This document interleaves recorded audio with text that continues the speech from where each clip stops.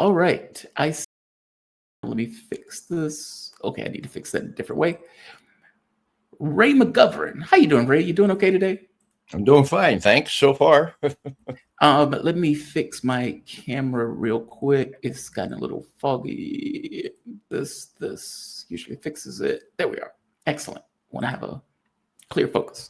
Just so the audience would know, He is Ray McGovern is an American political activist, former Central Intelligence Agency officer. Ray was with the CIA from 1963 to 1990, and in the 1980s chaired the National Intelligence Estimates and participated in preparing the president's daily briefing.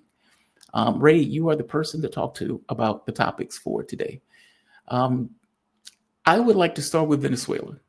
And we can move into Europe, the peace deals, the attempt to steal Russian money that's failed miserably, etc. But the Venezuela thing is fascinating to me. Donald Trump comes out, declares a military blockade, a naval blockade. He says, with the largest armada in the history of South America.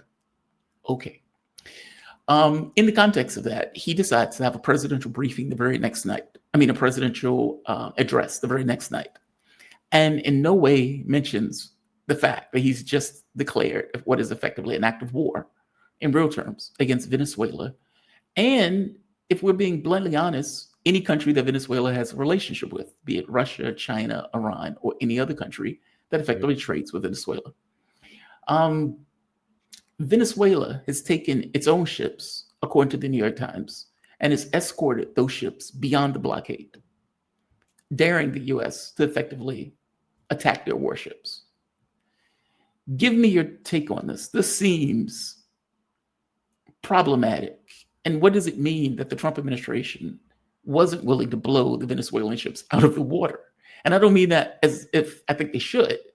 I just mean that the entire point of the blockade is a threat that we will blow your ship or any other ship that's trying to cross a blockade out of the water.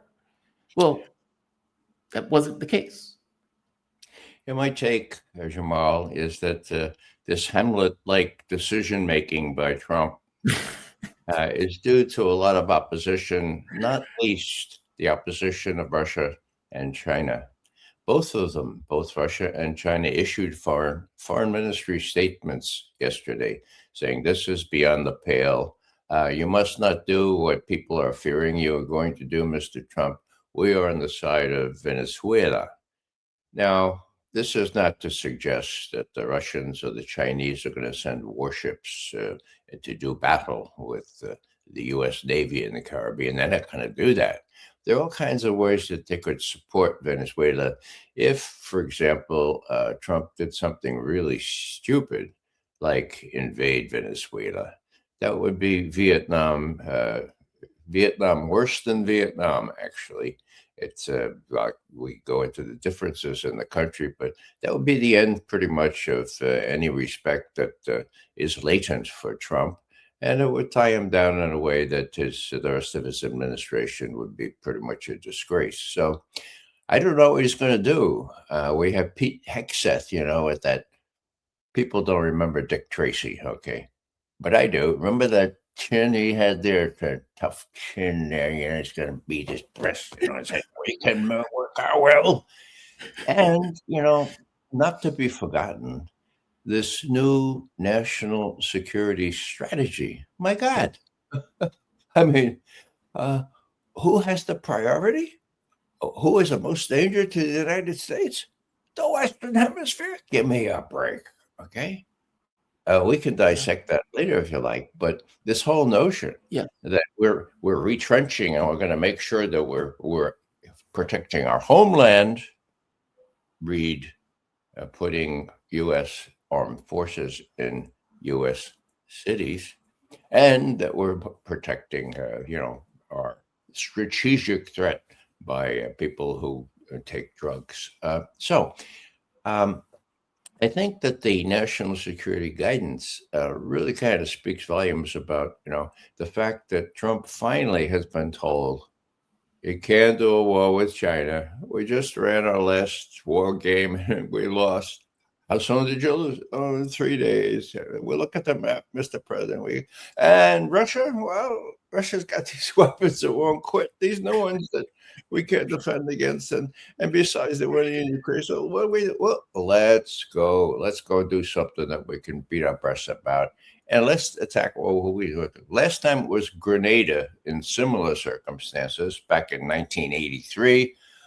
This Venezuela. Besides, it's got a lot of oil, so let's do Venezuela. Now, I'm sure that people are urging Trump to do this. The question, of course, is does he need congressional authorization? Right. He failed by two. That failed. The people who want to put the brakes, the people who want to honor the Constitution. After all, the Constitution gives Congress, House representatives, the right to declare war or the duty to declare war. So 2 votes. Okay, that was the most. There were 2 recently. One was 6 votes. One was 2 votes. So Trump is in trouble, even by some in his own party.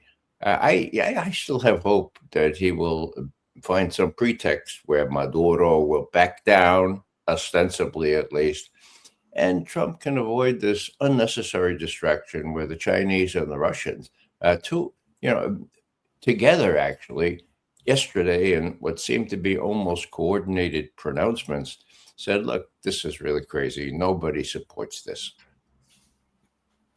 I know, but how do you back away from this? Like, you've spent 2 months screaming that Maduro is sending drugs, the mentally ill, fentanyl, cocaine into the United States. You've declared fentanyl a national emergency. You've went so far as to say that drugs apparently equal to some kind of weapon of mass destruction that Venezuela is wielding against the US. You've put like 30% of the US military in the Caribbean, and you've been murdering people en masse for the last 2 months. How does he back away? And this is after having conversations, apparently, with Maduro. And according to the New York Times, I'm not sure if I believe this, but based on their reporting, Maduro pretty much offered everything, and Trump said no, with Rubio saying we're better off if we effectively occupy, or at the very least take the country. Yeah, well, Rubio is the fly in the ointment here. Clearly, he has his plan. At first, it's Venezuela, then it's Cuba, then any other leftist leading Latin American government, right? So, look, Trump is mercurial. If he changes his mind, he can say, oh, I just persuaded Maduro to give concessions, which you and I know he gave 2 months ago. So, Right. And the press will breathe a sigh of relief. So I don't think it's a big PR problem. People will be happy that it's not going to be another war so close to us. So, that's why I think he can back down and say, look, well, we scared the pants off him, right? And look what he's done now. And he's agreed to this and that and the other thing. So, this is more hope than expectation. I think it's about 50-50 that he will actually missile attack Venezuela, try to decapitate Maduro. Where he is, they don't know. Probably they don't know. Anyhow, he may do that, but he may listen to the cautions of Russia and China. After all, with Russia, they're close to a deal on Ukraine, which I hope we could talk about just now. Yes. He's worked hard for this. So has Putin. We'll see how that comes out. But this would really embarrass Putin if he were to say, oh, well, okay, this guy invades other countries and he bullies his way around. And still, I want to do this agreement with him.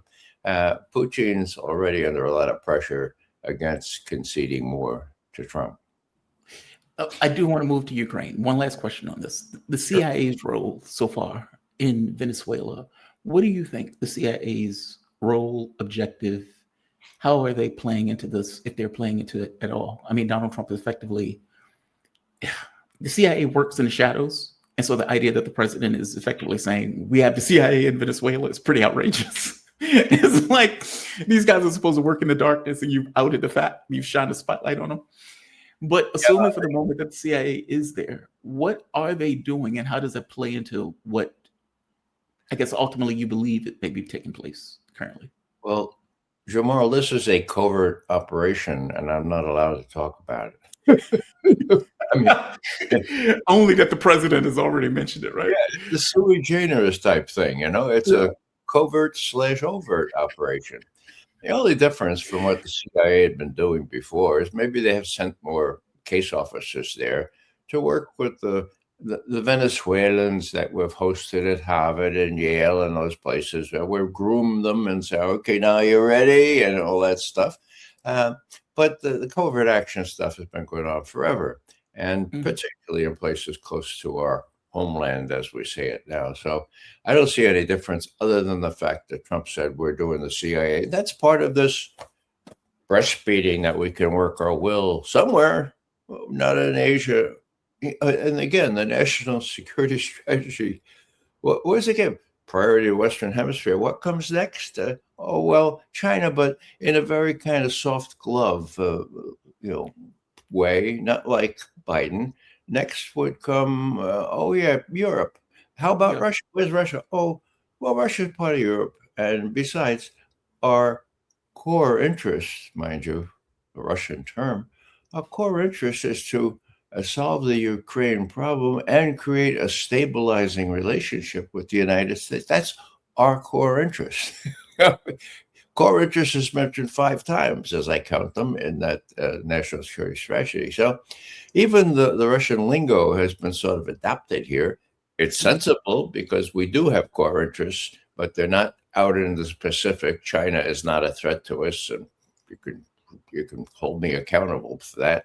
Neither is Russia, and this security guidance is again sui generis. It's very different from any other security guidance, and it's a mark of retrenchment. Trump saying, "Well, I got troubles. I got troubles at home." See, one thing, Jamal, that people don't remember is that this national security guidance was leaked to Politico. Yeah. Politico, very plugged in Washington, right? And at that point, Politico said there was a twofold priority for the Western Hemisphere places like Venezuela, but also the homeland, in case we get the kind of disruptions and insurrections that we need to put U.S. troops in. Okay, we don't want them out in Asia or in Europe. We want to where we can use them, like before maybe November, when there might be some disturbances and so forth. So this doesn't appear in the overt final version, but I'm not sure, but I imagine there's a codicil there saying, look, we also face real prospect of trouble at home if we carry on the way we're doing it. People say that's not a problem. We think it's a problem we have to be prepared for. And the hell with the Posse Comitatus Act, and the hell with the tradition we have in this country not to use armed forces to put down domestic discontent. We're going to go ahead and do that anyway because we could do it, and we've been done doing all kinds of stuff that's illegal. What are you going to do? We're in power, and we have to preserve ourselves in power. If that's what it takes, we'll do it. We've already done it in certain cities. Oh, that's disturbing. That's very disturbing. Um, let's talk about Ukraine. Let's move to Ukraine. Are you sound optimistic, maybe a bit more so than I am, that a deal is possible, if not likely. I don't want to put words in your mouth. Trump has come up with this 20-point deal. He has apparently been talking to the Ukrainians and the Europeans. Zelensky has effectively said no. The Europeans have been doing everything in their power to make a bad deal even worse. And the Russians have effectively been maintaining their operations on the battlefield, expanding faster, taking more territory, killing more Ukrainians, and the pace of their advance has only increased. Do, do you think there is a deal to be had under this model, whereas Ukraine continuously says no, the Europeans continuously says no, and Trump continuously puts out a deal that the Russians are not seem to be on board for? Yeah. Well, Trump is not putting that ideal out. It's the Europeans and Zelensky. Now, this is the most important fact. The Europeans and Zelensky don't matter anymore. Russia has won on the battlefield. Russia has won early this morning when von der Leyen, the head of, the EU person, von der Leyen, and the European Union Council turned away the project to steal Russian assets to finance the war in Ukraine for 2 or 3 more years. Now they've made it they've made it an ostensible promise to fund Ukraine for the next year or so for $100 billion. Okay, was that come from the Russian assets? No. Well, who was against using the Russian assets? Well, of course, the Belgians, where most of those assets reside, and didn't want to be on the hook for having to repay a loan that would never be repaid, but also the United States. The U.S. was against that. It was no secret. So you had Hungary, Slovakia, you had Belgium, of course, you even had Italy. Lots of people were against it. But does the U.S. have no financial clout in these circles? Of course it does.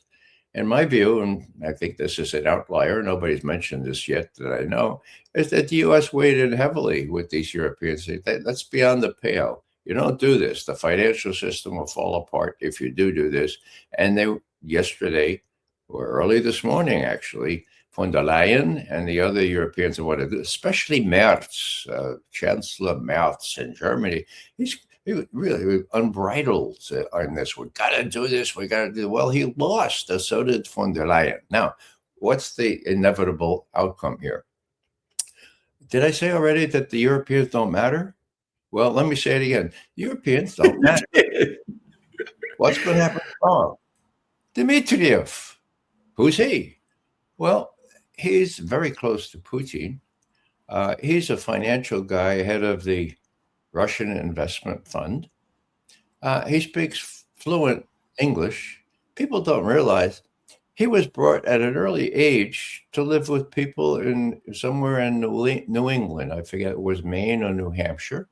And then somebody said, oh, he's got cousins in California.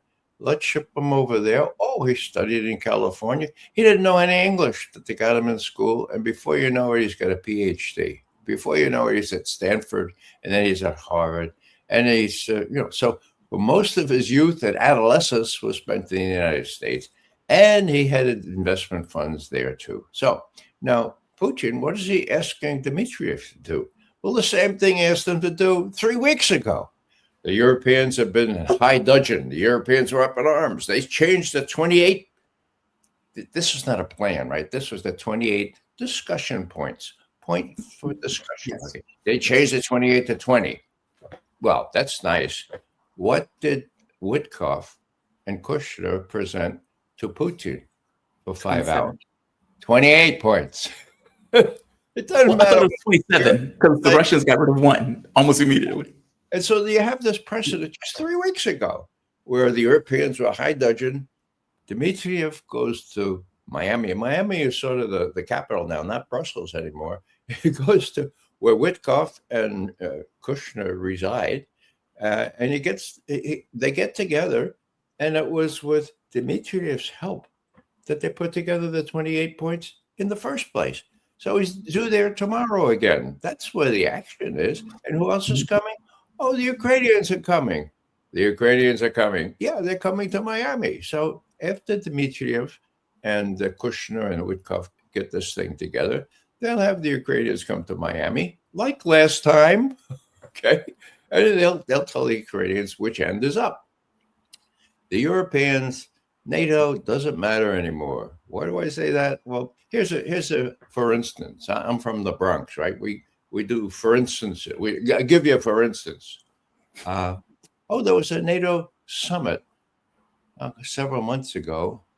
And, Trump arrived a little bit late. And the head of NATO, a fellow called Mark Rutte, yeah, he says, hey, thank God. Daddy is finally here. Daddy's here. We're all set now. Daddy's here. His words, right? Okay. So what does Daddy turn out to be, Jamal? A deadbeat. He's not going to pay anymore. child support, right? He makes that clear. That's a nice communique, okay? But it makes that clear, and they say, "Oh my God, how are we going to finance this Ukraine thing? We're going to have to find some kind of plan to do it." And the plan that they had just fell apart. Now, what does that mean? Well, what was the next NATO big meeting? Well, it was a ministerial, right, for foreign ministers or secretary of state. It was just 2 weeks ago. Who didn't show up? The Western press is really weird. Here's the headline. Almost all the foreign ministers of NATO convene in Brussels. Hello? The headline should have been, where the hell is Rubio? Right. No show. Okay. So now, did Rubio make a nice polite excuses like, well, my daughter was at a Christmas pageant and it runs all week, and no, he didn't do that. What did he do? He says, look, underlings, his assistant, just tell him I had enough meetings. So his associates say, look, we're sorry about this, but Rubio has all kinds of meetings. He meets with the Europeans regularly. He just for one meeting too much, and so he's just not going to go. Now, is that unprecedented? I think maybe Colin Powell missed one when there was a war going on. But yes, other than that, it was unprecedented. And I go back to 6 decades that NATO does, right? So how are we going to do this? Well, that was a deliberate snub. And the Western press, as I said, well, almost all the foreign ministers were convening, but the real story was a deliberate snub. So this gives you an idea how the Europeans are marginalized. Now, there was big publicity to these meetings last weekend in Berlin, and how the Europeans came up with these draconian measures that the Russians would never accept. And Witkoff was there. Whoa, he listened to this, and the Europeans made believe that he agreed with it. They listened politely as well. Oh, that's interesting. Make sure you say this is an EU statement, please. Oh, I can see. Well, what did they all hit? He agrees with that. They didn't agree with that. The action is back in Miami. It's going to start tomorrow when Dmitriev, one of Putin's real advisors, is going to deal. And my hope is it's more than just a glass half full. It's my prediction that they will deal. Now, it's a sticky wicket. It's not going to happen overnight, but the Russians and the Americans now agree on one very important thing, and that is the overall umbrella having to do with their relationship has to do with creating a better relationship between these two superpowers.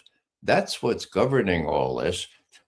Ukraine, it's secondary. Suppose the U.S. bombed the hell out of Iran. Secondary. The Russians say this. It's secondary. The main objective is to get a decent relationship between the two.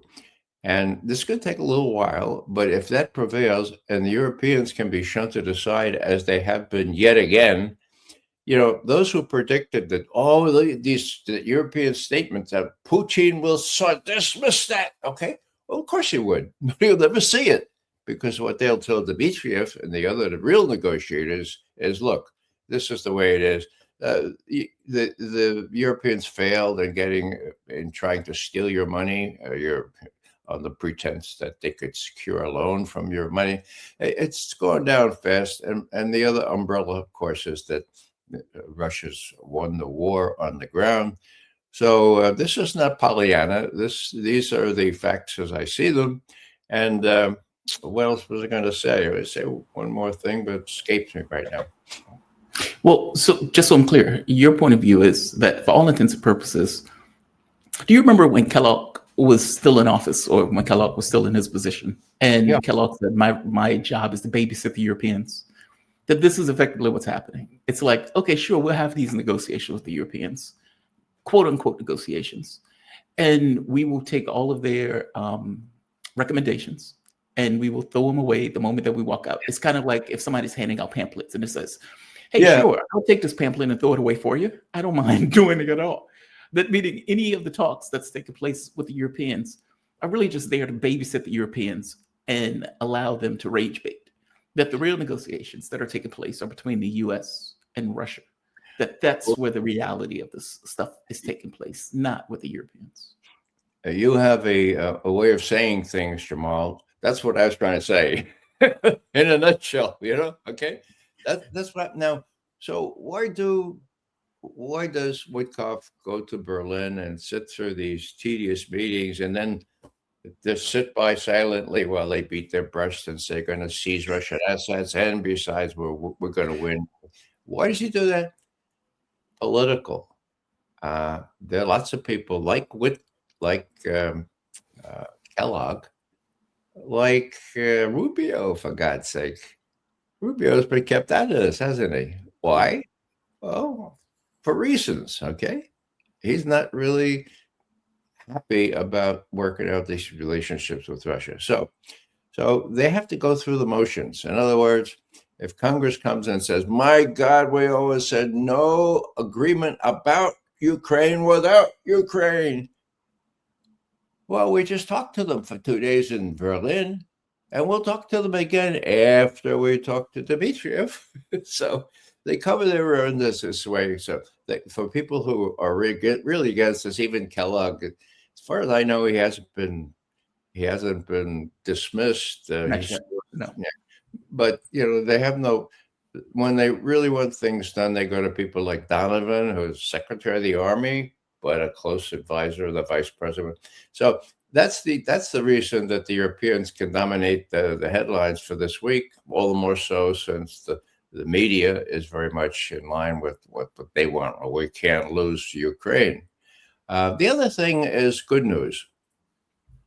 The media has said nothing about Trump on the latest developments. My God, has Trump had no press conferences?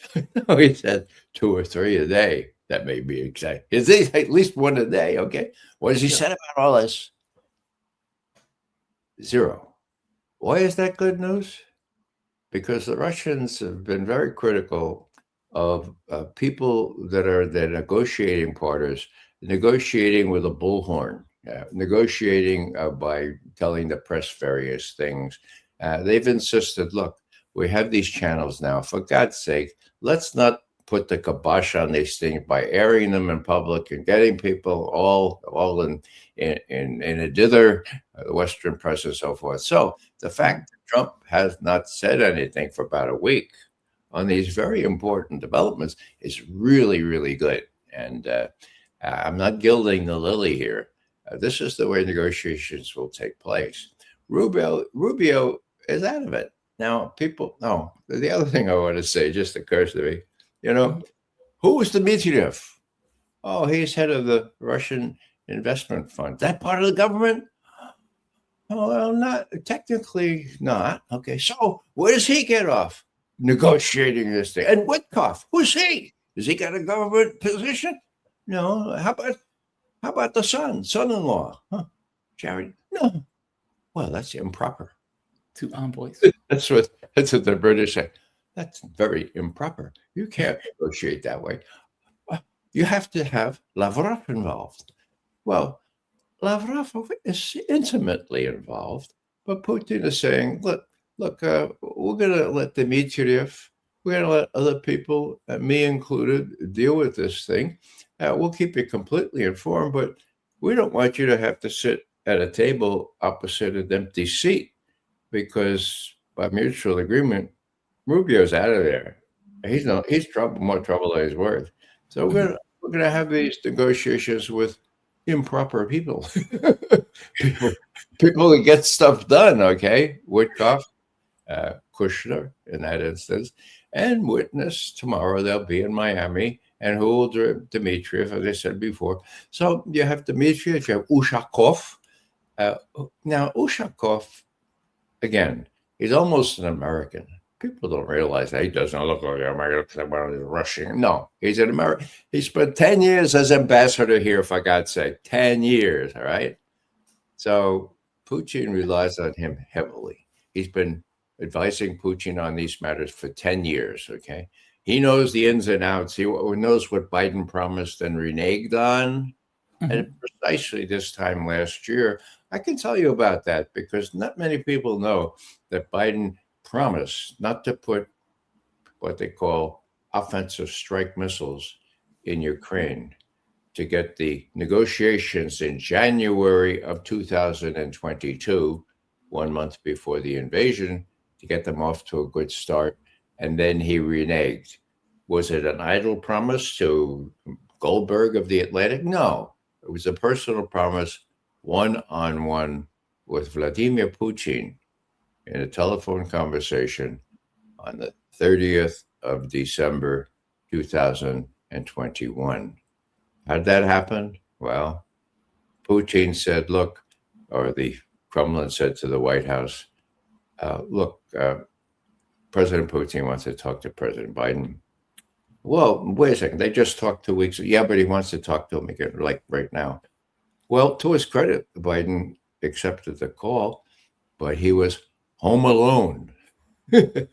He was home alone in Delaware. I don't know where that is. Delaware, okay? Yeah. And so he didn't have Blinken and he didn't have Sullivan. And so when Putin said, look, I just addressed my military people, just as happened yesterday, this year, okay? I just addressed my military people and I told them that if Ukraine got hypersonic missiles when the U.S. finally gets the hang of it, okay, and they will, Ukraine will be able, or whoever has got these missiles from Ukraine and placed in Ukraine, they will give me 4 to 5 minutes warning before they're used, okay? I told the military that, I told the defense minister, and they blanched. And they came to me afterwards and they said, my God, look, you got them potentially in Poland and Romania already. Why do you need them in Ukraine? See if you can get a better deal. And so I'm calling you now, Mr. President, to get these things off to a good start. 10 days from now, they're meeting in Geneva. Please, here would be a gesture of goodwill. Just to give me an assurance that you will not put offensive strike missiles in Ukraine. Would you do that, please? And Biden says, yes. And Ushakov, who I mentioned just a minute ago, gives the readout on New Year's Eve, 2021. The President of the United States said that the U.S. has no intention of putting offensive strike missiles in Ukraine, period, end quote. Whoa, there was exuberant celebrating in Moscow because Ushakov himself said, look, President Biden is finally taking our security concerns into account. This addresses 4 or 5 of the provisions we had in that 8-point draft treaty, or 9 points, I guess it was, that we offered them. They said no. Okay, so this is great. What happens? They gather together in Geneva. Our chief delegate, what's her name now? I'll remember it in a second. She says, well, okay, let's get started. Ushakov, not Ushakov, Ryabkov, deputy foreign minister, was their representative. He said, okay, Wendy Sherman.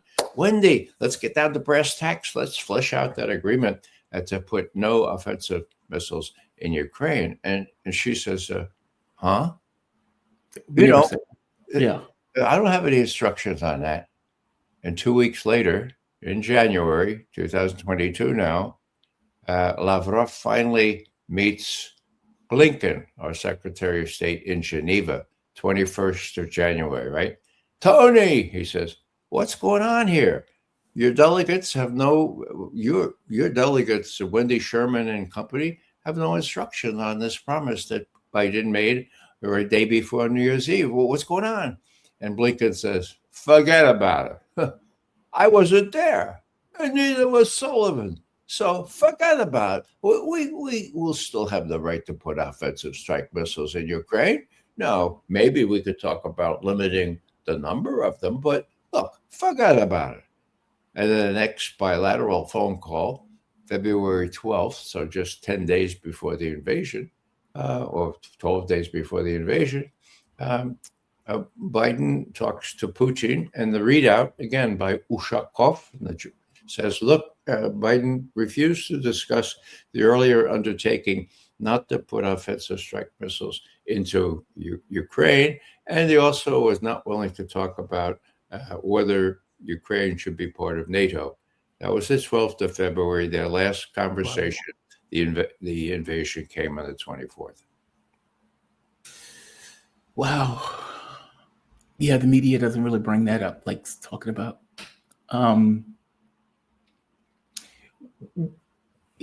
One of the things that apparently the Trump administration asked in Alaska was for some kind of flexibility. What do you think is the primary, let's say, hold up on any kind of deal? And again, as you point out, it's not really a peace plan. It's kind of like a 27, 28 point plan of negotiation, I suppose. Basically, it's points that need to be discussed and talked about. What's the holdup? What's the thing that is, let's say, preventing movement on this? If Zelensky doesn't matter, if Europe doesn't matter, then we're ultimately in the area of the United States being the one that matters. Yeah. What is the holdup? Well, again, the 28-point paper was not a plan. The paper, thank you. That's a better word for it. I was looking for a better word for it. I couldn't think of a better word for it. The 28-point paper. The Russian word plan also means outline or discussion points. You can. So this is important because after that summit on the 2nd of December, Putin waxed eloquent about how it went. And then when some correspondent asked him, well, how long did it go? And Putin said, oh, yeah, don't remind me, 5 hours. 5 hours. That's too long. That's too long, says Putin. And then he says, but it was necessary. It was necessary because we went over almost every one of those points, okay, and we discussed them. We reached understanding of where each of us stand on this. So that's where they sort of left it. And of course, the Europeans were in high dudgeon. Okay, so what's the holdup? The holdup is cosmetics. Russia has won, but you really can't have a deal that simply says, "Oh, we give up." No, you have to put a lot of lipstick on this pig of defeat, right? Now, Putin is willing to do that. Okay, there are lots of flexibility. You know, people dispute this, but the Russians said that before Alaska, the summit there, we were asked to show some flexibility, and we did. Okay, so where's the flexibility? Well, the Russians have the upper hand. They can certainly do a deal on Odessa. They've already said that 3 years ago. Do you think they want to destroy Odessa? Forget about it. They don't want to do. They could do a deal there and thereby guarantee under maybe international authority Ukraine's access to the sea, without which Ukraine becomes a farm for the rest of Europe. So do the Russians have an interest in the Ukraine that is pacified, that is neutral, but still is viable? Yeah, they do. It's not just Russian propaganda. They don't want to take all of Ukraine, okay? That would be another Vietnam for them, okay? So there's plenty of room for negotiation here. The Russians have said so. And there is this economic thing. Dmitriev, of course, is their investment guy. You have two Wall Street guys, or at least you have Witkoff and Kushner. And, you know, they could deal in a different way. And the expectations of a flourishing in trade or other economic relations may be, you know, it may be myopic to say, oh, you can't do that now. It's never. But over the longer haul, let's say they put that tunnel under the Bering Strait, which is a favorite of Dmitriev. He had people working on that as early as April of this year. Okay, it can be done. You want to use Chinese technicians or Russian technicians to do it because they can do it in record time. So there's lots of possibilities from an economic point of view, as seen by these Wall Street or these real estate guys and investment guys like Dmitriev. So that plays an outsized role here. The immediate, you know, Trump's not going to benefit from an upsurge of Russian-U.S. trade if he if he limits his term to 3 years, 3 years Right. from now. But over the this would really tamp down tensions. And as I said, Russians have always put priority on building a good relationship with the United States. The U.S. has been slow in responding, but the new national security strategy says that it is a core interest of the United States to build a more constructive strategic relationship with Russia, and healing Ukraine is the best way to start on that. The objective is the same. So you have the Russians and now Trump in this new guidance saying the same thing about their overweening interests, their overriding, or what do you call it? Their main Overarching. Yeah. is to have a decent relation. Now, don't ask me to explain why Putin keeps coming back to this, because the only answer I can come up with, Jamal, is that he doesn't want a nuclear war, for God's sake. I mean, I think that's a good motivation. Does he? Well, his opposite number is totally unpredictable. Mhm. Sometimes he's just so self-contradictory. So for 3 years, he's got to deal with this guy. When you're dealing with a delusional narcissist, I think that's the best combination of terms.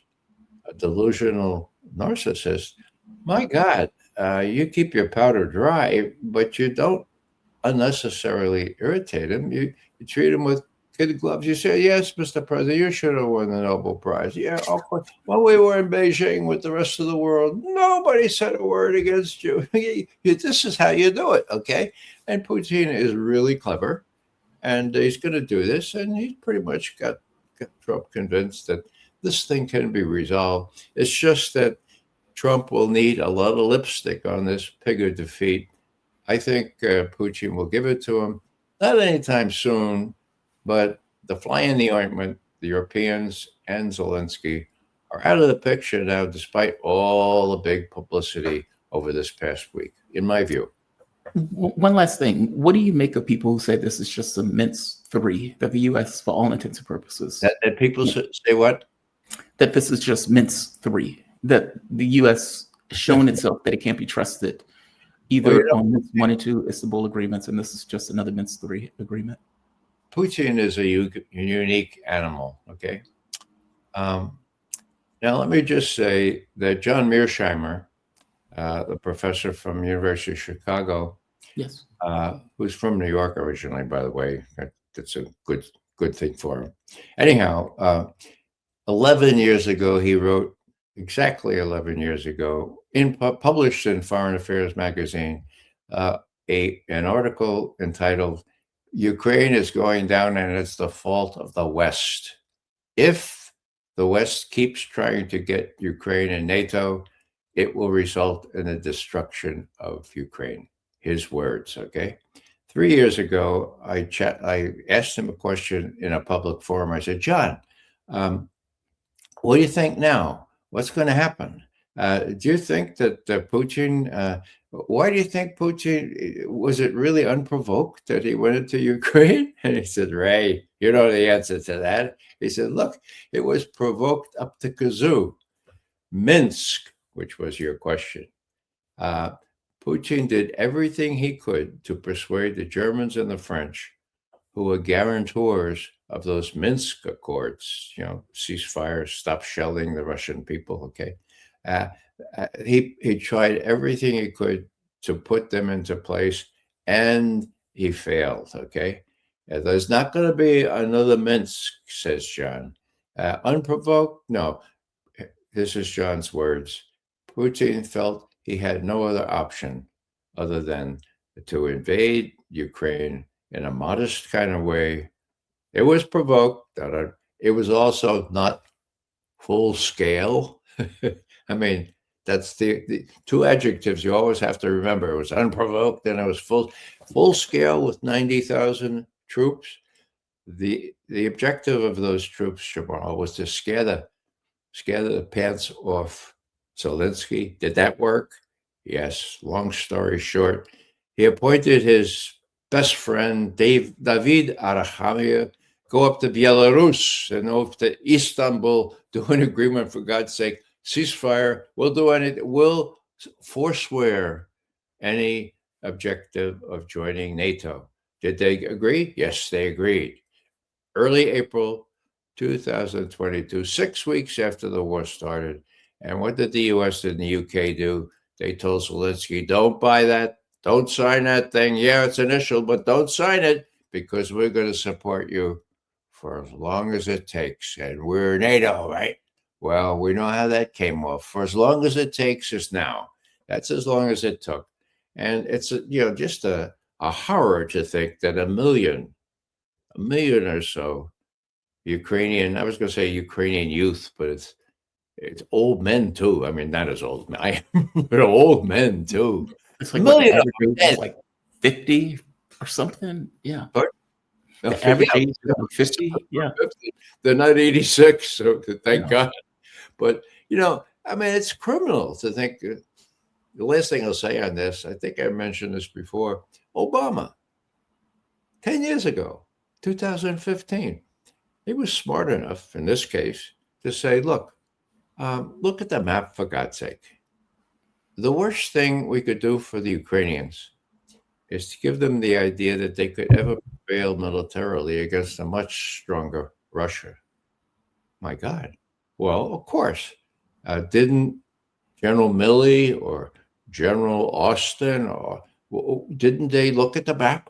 Didn't they have the infantry training that I had? You look at the enemy, you find out how many there are, how well armed they are. Then you look at the terrain, and then you look at the weather, and then last but not least, you look at locks, LOCS, not the locks that you eat with a bagel. Okay, what's locks? Lines of communication and control or supply. Okay, now, I mean, for God's sake, they should never have thought they could weaken Russia or prevail for the Ukraine if they looked at those basic military considerations. We used to call it an estimate of the situation, a platoon leader like me. I mean, you never did anything without doing an estimate of the well, hell, makes sense, doesn't it? They didn't do an estimate of the situation. Mr. Biden, of course we can prevail. It was crazy, and the Ukrainians, in a most unsavory way, it's the Ukrainians that paid the price for all this, and we're led to believe that we would support them for as long as it takes. It's almost as bad as what we did to the Kurds or other people who we encouraged to do our bidding and then left them in the lurch. Yeah. Ray, that is a fantastic breakdown. It really is. Thank you for this. You're most welcome, Carl. Thanks Absolutely. Thank you for this. And just for the audience, Ray McGovern, he's an American political activist, former Central Intelligence Agency officer. Ray was a CIA analyst from 1963 to 1990. In the 1980s, he chaired the National Intelligence Estimates and participated in preparing the president's daily briefing. Ray, you enjoy the rest of your day, man. Thank you for this. I really appreciate it. Thank you, Jamal. Have a good one. Bye-bye. And we have reached the end. Shout out to Ray McGovern for that